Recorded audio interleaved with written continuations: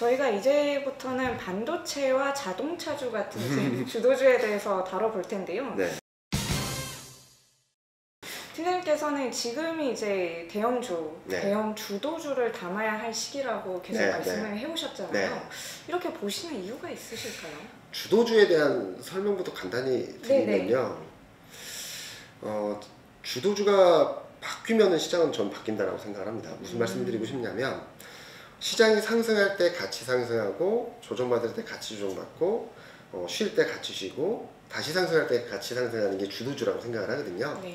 시장 상승할 때 혼자 지지부진하다가 시장이 조정받을 때 혼자 튀어오르고 시장이 또 상승을 하는데 얘 혼자 지지부진하면은 이걸 주도주라고 할 수 있을까? 그래서 추세적인 측면에 있어서는 저는 1월 달에 말씀드렸던 것처럼 1월 달에 시장을 좀 쉬어간다라는 전망을 드렸었던 것과 더불어서 주도주에 대해서도 좀 쉴 수 있다라는 의견이었고요. 지금부터는 시장이 움직이면서 주도주가 다시 힘을 발휘하면서 주도력을 강화해 나가면서 시장을 이끌어갈 거라는 생각을 하고 있기 때문에 주도주 비중 확대, 반도체, 자동차, 2차전지, 인터넷 업종 비중 확대 전략을 저는 5월 전반, 6월 전반 계속적으로 말씀을 드리고 있는 상황이고요.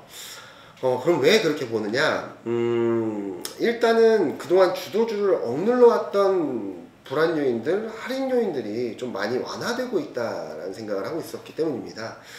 반도체, 자동차 뭐 때문에 눌려 있었죠. 1, 2, 3월 달에 뭐 할인율 이슈도 있었긴 하지만 반도체 공급 불안 이슈가 있었죠.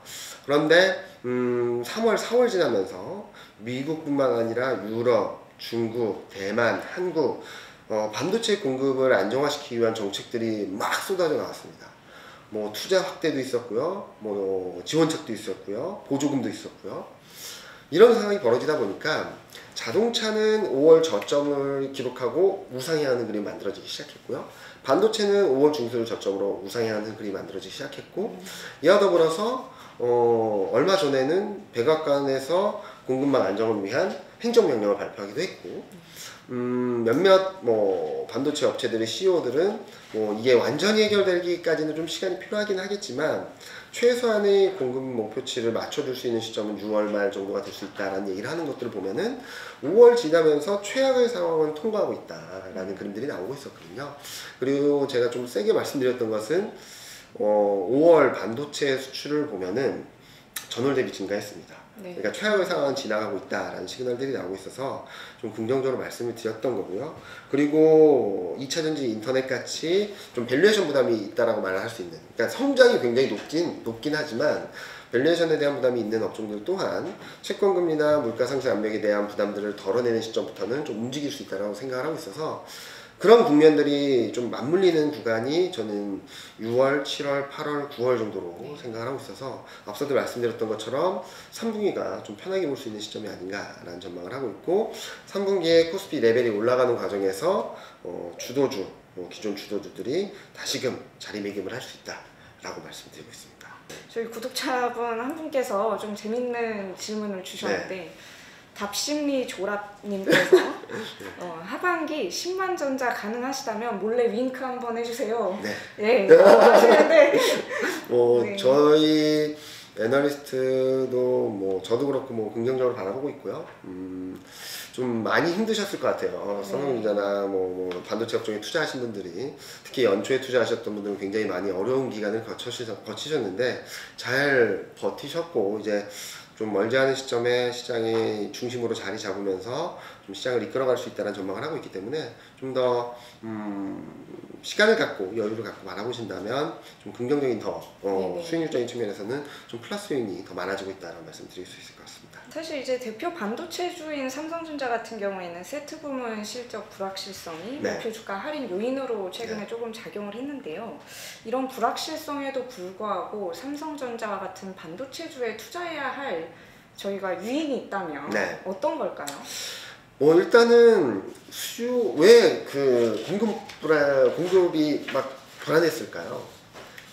수요가 너무 많아서. 가장 기본이 되는 건 수요가 너무 폭발적이었다는 것이죠. 그리고 두 번째로는 작년에 반도체나 이런 쪽에서 투자가 있었어야 되는데 코로나19 때문에 투자가 제대로 이루어지지 않았고, 이런 상황에서 예상보다 너무 빨리 경기 회복이 되면서, 그리고 정책이 소득 지원 정책으로, 그러니까 금전적으로 계속적으로 지원을 해준 정책을 펼쳐지다 보니까 수요가 굉장히 많이 급증을 하면서 이렇게 갑자기 버틀렉이 생겼다라고 보는 거거든요. 그러면은 공급망 불안을 완화시키기 위한 글로벌 전체적인 정책들이 들어오고 있는 상황에서 공급망 불안이 심화될까 완화될까를 본다면은 완화되겠죠. 네. 당연히. 그리고 지금 설비 가동률을 본다고 하더라도 더 올라갈 수 있는, 더 개선될 여지가 있고, 고용 쪽을 본다 하더라도 지금 뭐 워낙 많은 지원 정책이 있다 보니까 제조업이나 항만, 운송 쪽에 고용이 빠르게 회복되지 못하고 있어요. 그런데 이제 정책들이 뭐 이제 어느 정도 종료가 되고 고용 정상화가 계속 얘기된다면 시차를 두고 완화될 수 있는 스케줄로 가는 게 맞다라고 생각을 하는데, 이 과정에서 생각할 것은 두 가지라고 생각을 합니다.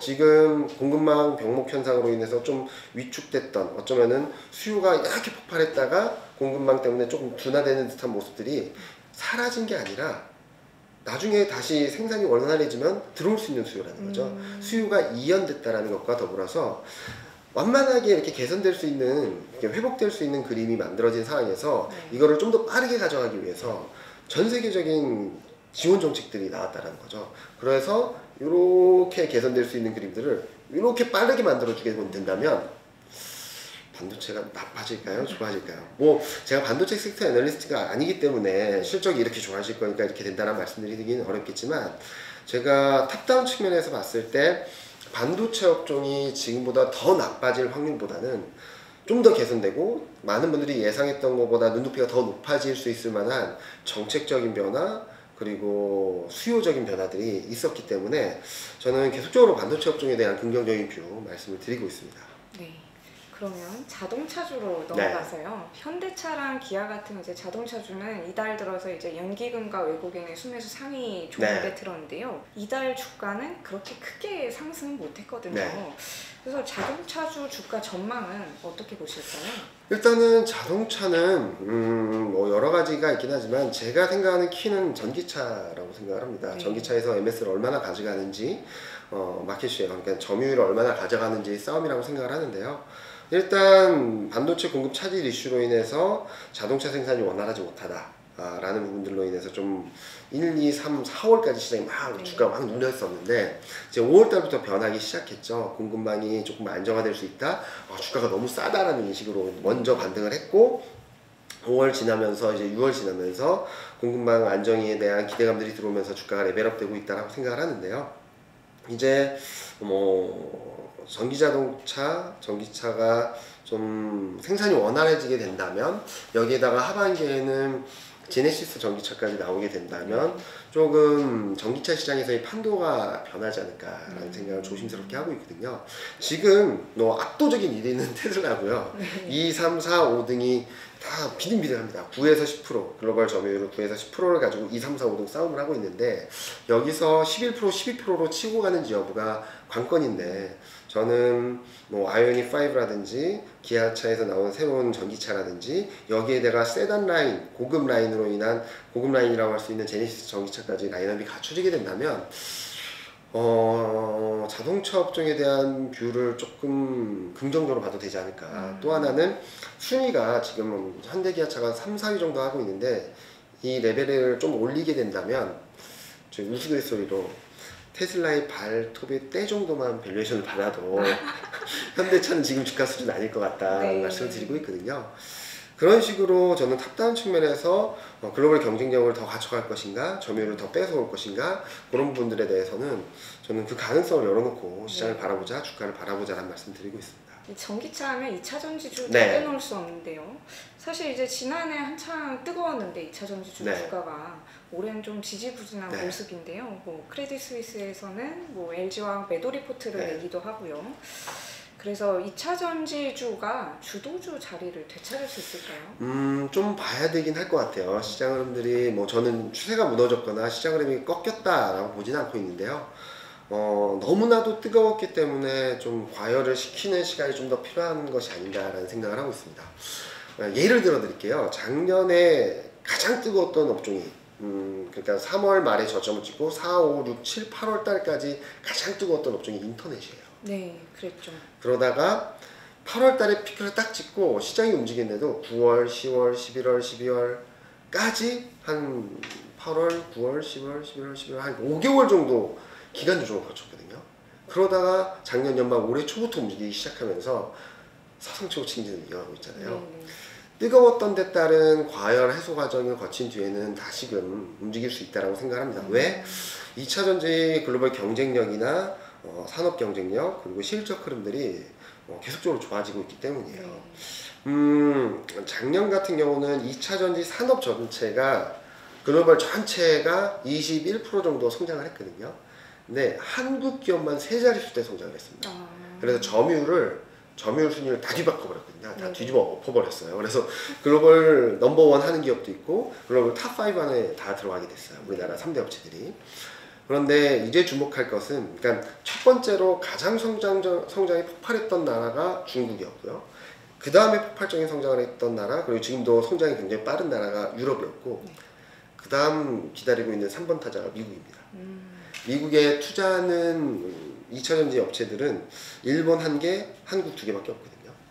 그러면은 미국 쪽의 2차전지, 전기차 산업이 육성되는 과정에서 최대 수혜를 받을 수 있는 기업이 한국 기업이 아닐까라는 생각을 하고 있기 때문에 2차전지 업체들이 너무나도 뜨거웠던 데 따른 아직까지는 좀 과열을 쿨링하는 과정에 있다라고 생각을 하지만 지금 팔아야 된다? 저는 오히려 지금 더 사야 될 때라고 생각하고 있습니다. 박나영님께서 네. 질문을 중간에 하나 주셨는데요. 이게 뭐 국내 증시 이야기는 아니지만 지금 이제 미국 증시에 투자하는 투자자분들이 가장 관심이 높은 게 테슬라잖아요. 네, 그래서 계속해서 뭐 현대차, 기아와 같은 경쟁업체가 생기면 테슬라 자리도 위태해지지 않을까요? 라고 그쵸. 하시는데 테슬라가 저는 굉장히 좋은 기업이라고 생각을 하고 그 CEO는 자기가 원하는 것들을 하나둘씩 이뤄가는 듯한 모습 스페이스X도 알리고 그렇기 때문에 미래 관점에서는 굉장히 좋은 기업이라고 생각을 하고 있어요. 근데 전기차 시장에서 한 걸음 더 나아갈 수 있는 무엇인가를 보여줘야 된다. 지금 시점에선 그렇게 생각을 하고 있고 글로벌 기존 자동차 업체들이 막 치고 올라오는 상황에서 테슬라의 점유율이 더 확대되지 못한다면 주가가 쭉쭉 뻗어나갈 수 있을까라는 고민을 하고 있는데 긴 호흡에서 주가가 상승 추세라는 것은 믿어 의심치 않는데 지금 현재 시점에서 주가가 이전의 영광을 되찾고 급등세를 이어갈 수 있다라고 보기에는 조금 시간이 필요하다라고 생각을 하고 있습니다. 특히 뭐 지금 테슬라는 중국과의 관계, 중국에서의 마켓시어, 뭐 점유율, 판매량 그런 것들을 좀 확인해야 되는데요. 2분기 때 1분기를 지나서 2분기를 지나면서 그런 불안감들을 진정시켜주게 된다면 저는 테슬라는 지금 주가 수준에서 좀 더 올라갈 수 있는 레벨업 될 수 있는 여건을 만들어줄 수 있다고 생각을 하고 있고요. 지금 주가 뭐 이번에 찍었던 저점 수준이 저는 올해의 저점권이 아닐까라는 생각을 하고 있기 때문에 더 불안해하시기보다는 조금 긍정적인 변화들이 어떤 것들이 있을까를 체크하신다면 좀 편안한 투자를 하실 수 있지 않을까라는 생각을 하고 있습니다. 그러면은 사실 뭐 2차전지랑 인터넷 같은 거는 저희가 대표적으로 성장주 테마로 묶는 그런 업종들이잖아요. 그렇죠. 네. 그러면 이제 하반기에 금리가 조금 안정화가 되면 이 성장주들이 본격적으로 더 이제 달릴 수 있다 이런 전망도 나오는데 저는 그렇게 생각을 하고 있습니다. 그리고 뭐 지금 현재 성장주라고 너무나 뭉뚱그려서 말하면 너무나도 많은 업종들이 들어오기 때문에 제가 말씀드리고 싶은 것은 실적이 담보되는 성장주입니다. 실적이 담보되는 성장주. 실적이 올해 내년 계속적으로 레벨업되고 역사적 최고치를 넘어설 수 있는 성장주라면 저는 지금부터 적극적으로 투자해야 될 시점이다라고 말씀드리고 있고요. 성장주라고 해서 막연하게 실적은 아직 안 나오지만 너무나도 좋은 그림이 만들어지고 있어 라는 기대감에 올라올 수 있는 종목들은 좀 쉽지 않다라는 말씀을 드리고 있어서 지금은 앞서서 서두에도 말씀드렸듯이 계속적으로 말씀드리는 것은 성장과 할인율 펀더멘탈과 물가 금리를 계속 말씀드리잖아요. 중요한 건 펀더멘탈입니다. 이전처럼 유동성의 힘은 점진적으로 약해질 수밖에 없는 상황에서 펀더멘탈이 얼마나 강하냐 약해지냐에 따라서 증시가 등락을 보일 거거든요. 펀더멘탈에 포인트를 둔 시장 흐름들이 나타나게 된다면 업종이나 종목 선택에 있어서도 펀더멘탈, 기업 실적이 최우선이 되어야 됩니다.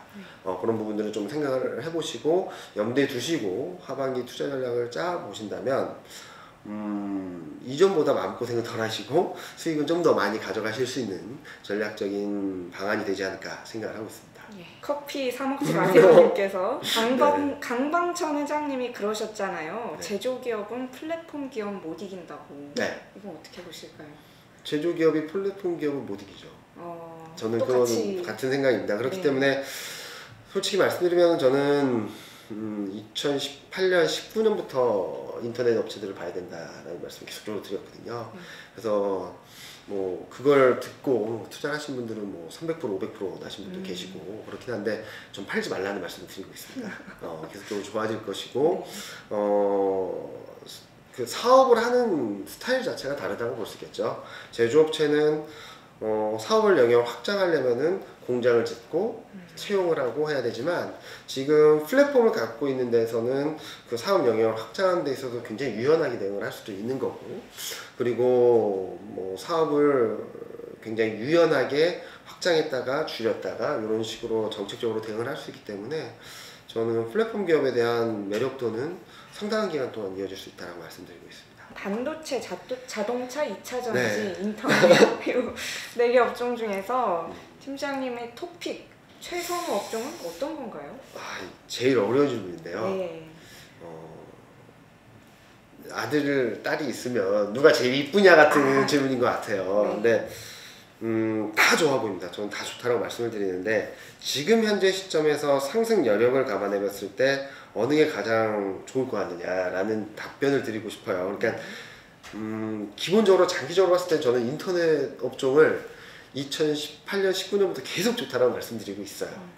그런데 올해 하반기까지 뭐 상승 여력 측면에서 얼만큼 더 올라갈 수 있을까라는 고민에 있어서는 첫 번째 1순위는 저는 자동차일 것 같고요. 2순위는 2차전지, 그리고 3순위가 인터넷, 4순위가 반도체. 그러니까 얘네들이 얘가 좋고 얘가 나쁘다가 아니라 다 같이 좋은데 요만큼의 아슬아슬한 차이로 순위가 결정되지 않을까라는 생각을 하고 있고요. 그런 차원에서 많은 분들이 지금 시클리컬, 그러니까 뭐 철강, 뭐 조선, 뭐 은행, 뭐 이런 업종들이 1, 2, 3, 4, 5월 초까지 너무나도 올랐기 때문에 거기에 대한 기대감들을 많이 갖고 계시는데 전 계속 말씀을 드립니다. 걔네들은 주도주가 아니다.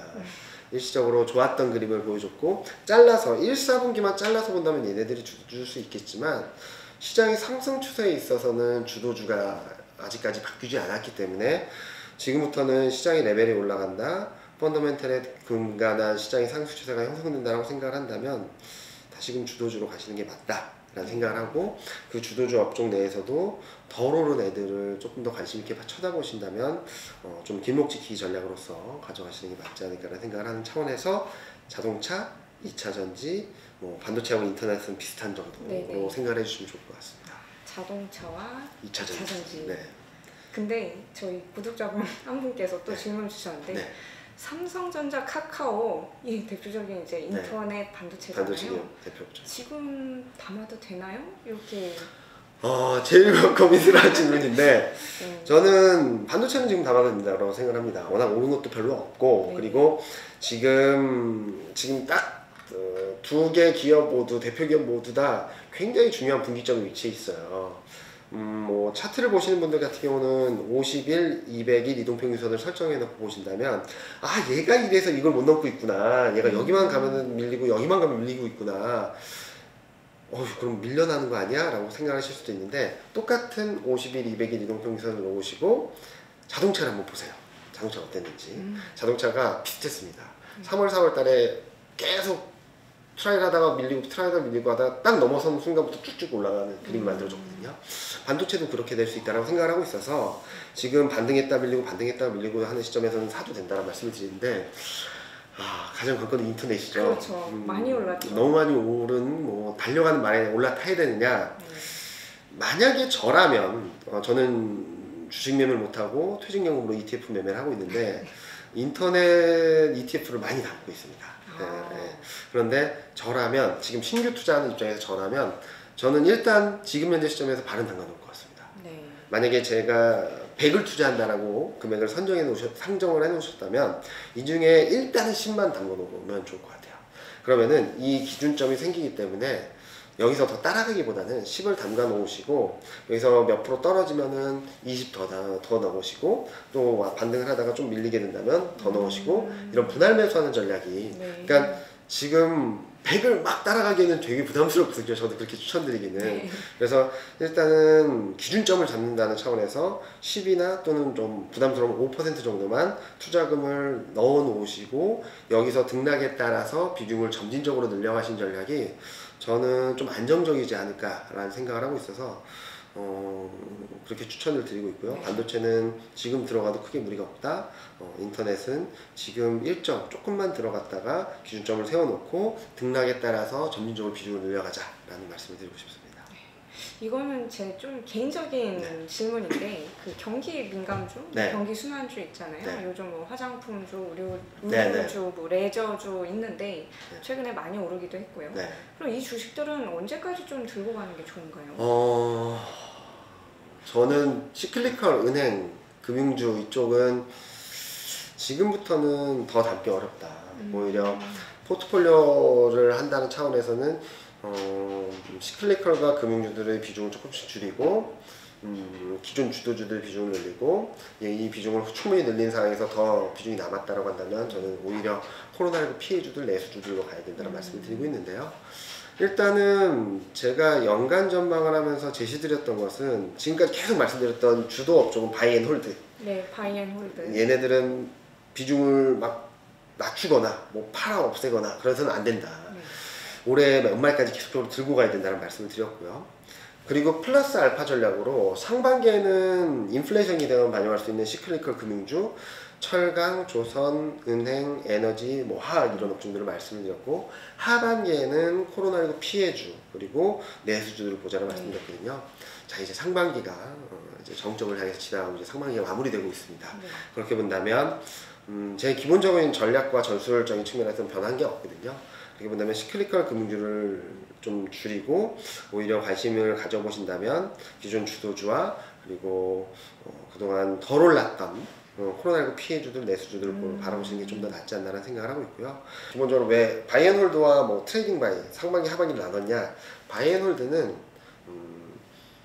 코로나19 이전 수준이 이익이 100이라고 본다면 80 정도로 떨어졌다가 120, 160 이렇게 이익이 올라가는 업종들이에요, 대부분.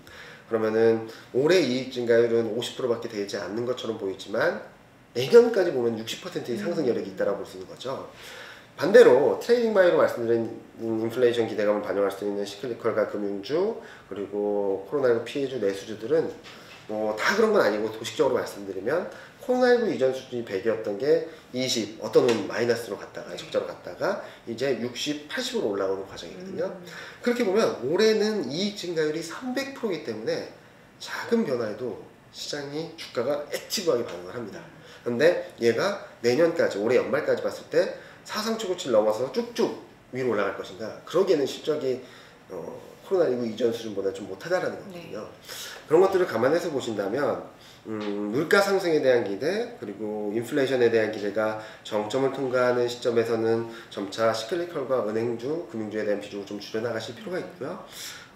오히려 이제 7월, 9월, 10월 지나면서 주요국들이 집단 면역으로 들어가게 되고 이제 11월 관군제 이제 연말 쇼핑 시즌으로 들어가는 과정에서 좀 수혜를 받을 수 있는 코로나19 피해주들과 내수주들을 바라보는 게 좀 더 매력적이지 않을까라는 생각을 하고 있어서 기본적으로는 기존 주도주라고 할 수 있는 반도체, 자동차, 2차 전지, 인터넷 이런 업종으로 중심을 딱 잡아 놓으시고 플러스 알파 전략으로 상반기 때 시클리컬을 놓치셨다면 얘를 따라가는 것보다는 코로나19 피해주와 내수주들을 좀 더 담아가시는 게 맞지 않을까 생각을 하고 있습니다. 명쾌한 설명 너무 감사드립니다. 네, 오늘 저희가 이경민 대신증권 투자전략 팀장님 모시고 하반기 시황 전망과 이제 주도주 투자 전략에 대해서 유익한 말씀 들어봤는데요. 저희는 다음에 더 재밌는 콘텐츠로 찾아뵙겠습니다. 시청해주셔서 감사합니다.